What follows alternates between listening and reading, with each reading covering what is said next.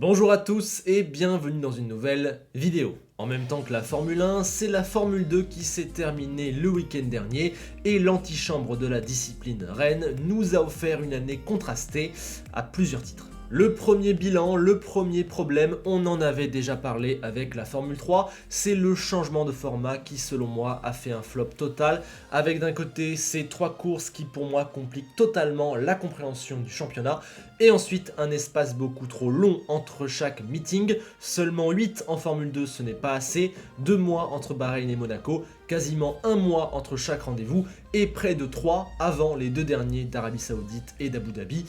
C'est beaucoup trop espacé. Mais on va pas s'étaler là-dessus, je pense que tout le monde est d'accord, et l'essentiel c'est que l'an prochain, on reprend le bon format, tout rentre dans l'ordre. L'essentiel c'est surtout le classement final que je vous affiche ici et que l'on va dérouler tranquillement, à commencer par celui qui a terminé champion et largement l'incontestable Oscar Piastri. L'Australien de 20 ans sortait d'un titre en Formule Renault et d'un titre en Formule 3. Soutenu par Alpine, il était sur la liste des jeunes à surveiller, mais personne ne l'attendait à ce niveau-là. Oui, car Piastri a tout simplement marché sur la Formule 2. Victoire dès la deuxième course de la saison, double podium à Monaco, remontée folle et 12e place à Bakou, 5 pole positions consécutives pour terminer la saison, 5 victoires, 7 podiums, une claque sur tous ses concurrents, une avance monstrueuse au classement, podium à toutes les courses longues de la saison sauf la première, il n'y a clairement pas eu photo.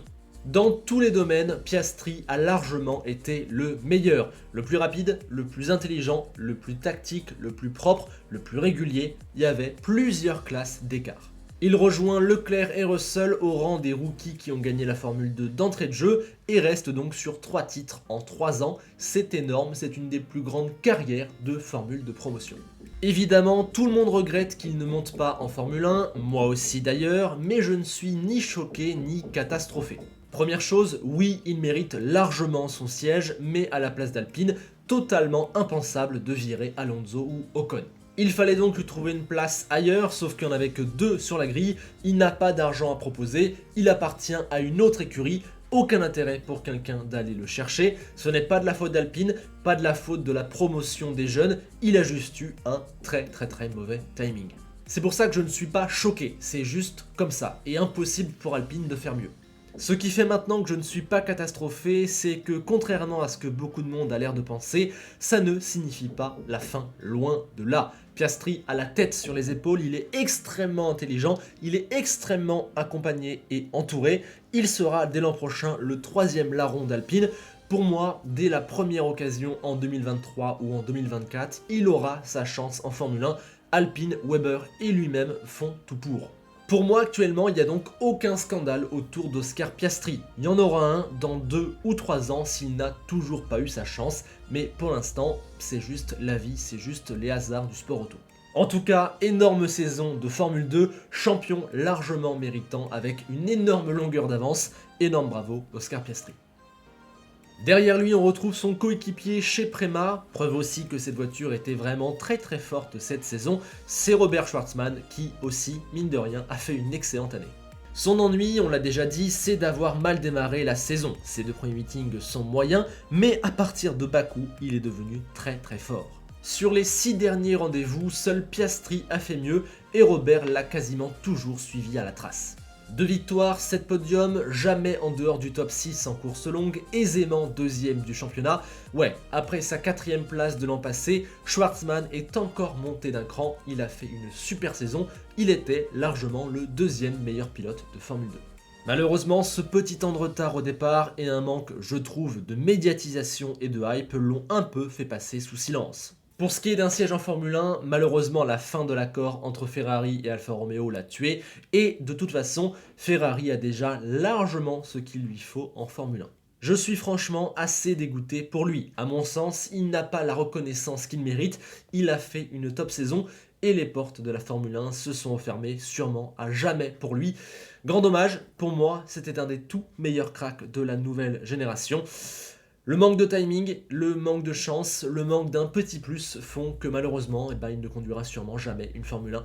Dommage, mais on salue Robert qui est un pilote, je trouve, assez exceptionnel. Pour compléter le podium, on va parler du seul pilote qui fera l'an prochain la transition entre la F2 et la F1, c'est Guan Yu Zhou. Le chinois s'est montré au niveau tout du long, gagnant la première course longue, puis celle de Silverstone, s'imposant aussi à Monaco, prenant 4 autres podiums sur la fin de saison et terminant 3ème, c'est une très bonne saison. Il a donné l'assurance d'un niveau plancher, d'un très bon niveau, et il s'est rendu F1 crédible, F1 valide. Du côté des bémols, je dois quand même dire qu'il ne m'a jamais vraiment transcendé dans la saison. Je reconnais absolument ses très bons résultats, je reconnais sa régularité, mais je sais pas, il manque ce truc, peut-être à cause d'un manque de dépassement, d'un manque de folie, d'un manque de surprise, je ne sais pas. Zhou ne m'a pas impressionné ou estomaqué, sa saison est très très bonne, mais c'est sa 3ème dans la catégorie et elle manque d'un petit truc. Maintenant, ça n'empêche pas qu'il a obtenu le statut pour mériter sa place en Formule 1. Ce n'est peut-être pas le plus méritant de tous, mais il fait partie des méritants. Je suis assez curieux de voir ce qu'il pourra faire. C'est quelque part une de mes énigmes de la saison 2022. Côté français, Théo Pourchaire nous a à nouveau sorti une saison éblouissante. Après avoir surpris tout le monde en Formule 3, il a refait la même en Formule 2. Ayant déjà consacré une vidéo complète au bonhomme et ayant souvent parlé de son cas, je serai bref, mais en se montrant dans le jeu avec les meilleurs d'entrée, en signant la pole et en gagnant à Monaco, en retournant littéralement la grille à Monza, en terminant 5ème en tant que rookie, en écrasant Lundgaard, ouais, c'était une super année, surtout dans l'impression qu'il a laissée. Et le pire, c'est qu'il a eu une malchance de dingue. La casse moteur à la première course alors qu'il allait faire podium, la blessure à Bakou qui lui coûte des points et le diminue à Silverstone, ou encore le crash de Jeddah alors qu'il était 3ème sur la grille, ce qui l'a diminué pour Abu Dhabi également. En vrai, il était sûrement plus le 3ème homme de ce championnat que le 5ème, avec ou devant Zhou. Mais bon, on va dire que cette petite place un peu lointaine, sa jeunesse et les quelques petits trucs qu'il a manqué dans la saison sont de bons prétextes pour légitimer sa 2ème saison en Formule 2 l'an prochain. Là, il devra viser le titre. En tout cas, sa première saison en Formule 2 est totalement réussie. Faut montrer encore mieux l'an prochain. Au rayon des bonnes surprises, je me permets de signaler rapidement Dan Ticktum et la fin de saison de Ralph Boschung. Le Britannique est précédé par sa réputation et nous a encore offert de nombreux moments énervants et très mauvais, mais forcé de constater que son ensemble est très bon. 4ème avec 3 podiums en course longue, 7 au total dont 2 victoires à Monaco et Sochi. Franchement, c'est du très bon. On sait qu'il n'aura jamais sa place en Formule 1, c'est pas le débat, mais quand on regarde ce qu'il a fait cette année, on ne peut que s'incliner. Boschung, lui, on n'en attendait rien à 24 ans et pour sa 4ème saison dans la catégorie, et le fait est que sur les 3/4 de l'année, il a été conforme aux attentes avant de faire une fin de saison absolument exceptionnelle où il a quasiment été le 3ème homme derrière les Préma. Il a été chercher son premier podium dans la catégorie, voilà. Ça mènera à rien, l'an prochain il aura 25 ans, ce sera sa 5ème saison, et je sais pas trop pourquoi il reste, mais forcé de constater que sur la fin de saison il a été très bon. Dans le clan Red Bull, on avait 3 petits protégés cette année, Vips, Lawson et Daruvala, qui ont commencé la saison en sachant qu'il n'aurait sûrement pas de ticket en Formule 1 à la fin, car fallait laisser du temps à Tsunoda. Pour Daruvala, c'était un petit peu gênant, car l'Indien entamait sa 2ème saison qui devait être celle de la confirmation. Malheureusement, cela n'a pas vraiment été. On peut pas dire que l'ensemble est mauvais, mais il n'a jamais joué les avant-postes. 7ème avec 5 podiums dont 2 victoires, c'est pas mal, mais c'est pas assez quand on veut monter en Formule 1. L'an prochain, il conduira une Préma, ce sera maintenant ou jamais. Vips lui aussi entamait sa 2ème saison de Formule 2, mais sa première complète.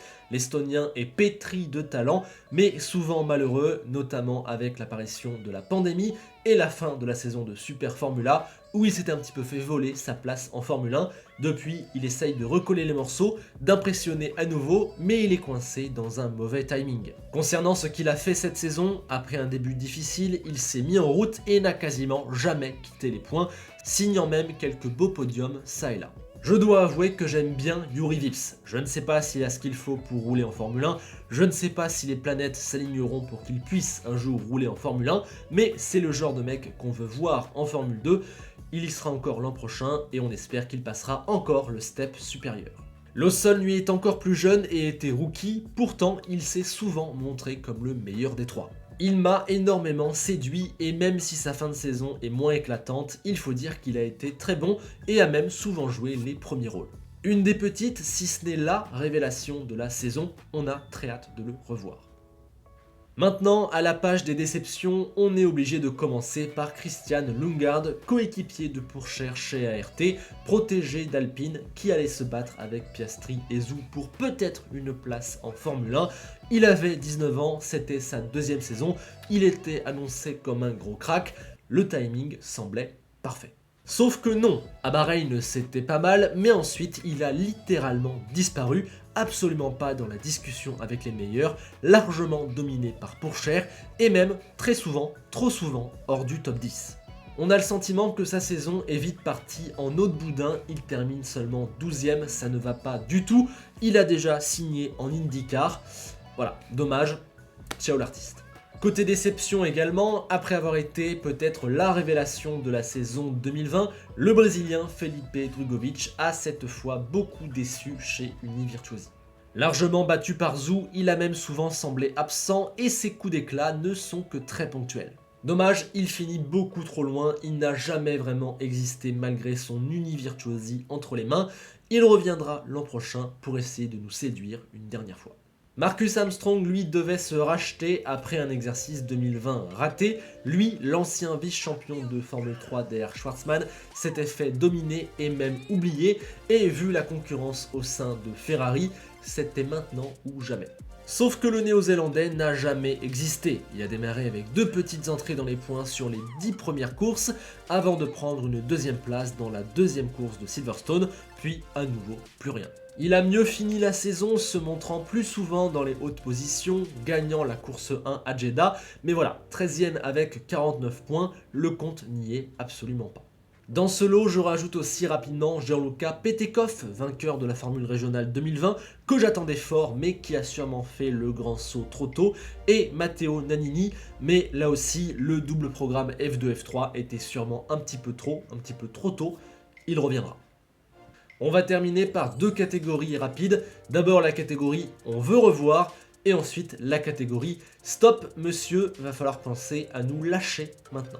Dans la première catégorie, je place 4 pilotes fraîchement arrivés de la Formule 3 qui n'ont pas fait clairement la meilleure des saisons. Je pense à Lirim Zendeli, Bent Viscal, David Bergman et Richard Verschoor. Ces 4-là ont plusieurs limites sur la piste, leurs coups de brillance ont été limités cette saison, ils ont en plus des problèmes de financement, je ne sais pas si dans le lot il y en a un qui un jour pourra mériter la Formule 1, mais c'est clairement le genre de pilote qu'on veut revoir en Formule 2 sur une deuxième saison. Dans le même lot, on peut rajouter Douane et le français Novalak, respectivement 2e et 3e de Formule 3, qui ont participé aux 2 derniers meetings et qui ont déjà signé en Formule 2 l'an prochain, c'est ça qu'on veut voir. Pour ceux qui doivent nous lâcher en revanche, on a déjà 2 candidats très clairs, on a Alessio Deleda et Guilherme Samaya, les 2 mauvais élèves du fond de la classe qui font toujours n'importe quoi à des années-lumière du rythme du peloton. Voilà, clairement, ça n'a rien à faire là, mais si j'ai bien compris, il y aura encore une saison pour Deleda. Ouais, ça pose pas mal de questions. Je rajoute aussi Roy Nissany, 27 ans, 3 saisons, 16e. Voilà, bon, sauf qu'entre temps, il a re-signé avec Dams pour l'an prochain, pourquoi pas. Et puis il y a Marino Sato, encore une fois très mauvais cette saison, mais bon, il a chopé le siège de Zhou chez Univirtuosi, pourquoi pas, on va voir. Voilà, c'est tout pour le résumé d'une saison de Formule 2 forcément intéressante, mais finalement assez décevante, assez brouillonne, assez frustrante. N'hésitez pas à me dire ce que vous en avez pensé, qui vous a le plus impressionné, qui vous a le plus déçu. Allez-y, débriefons ensemble la saison 2021 de Formule 2. Allez, sur ce, je vous laisse. Rendez-vous lundi pour le début des 10 bilans en 10 jours. J'espère vraiment de tout cœur que vous serez au rendez-vous. Et on se quitte avec la célèbre phrase d'Enzo Ferrari. Si tu veux gagner en Formule 1, gagne d'abord la Formule 2. Et trouve-toi un siège en Formule 1. À bientôt.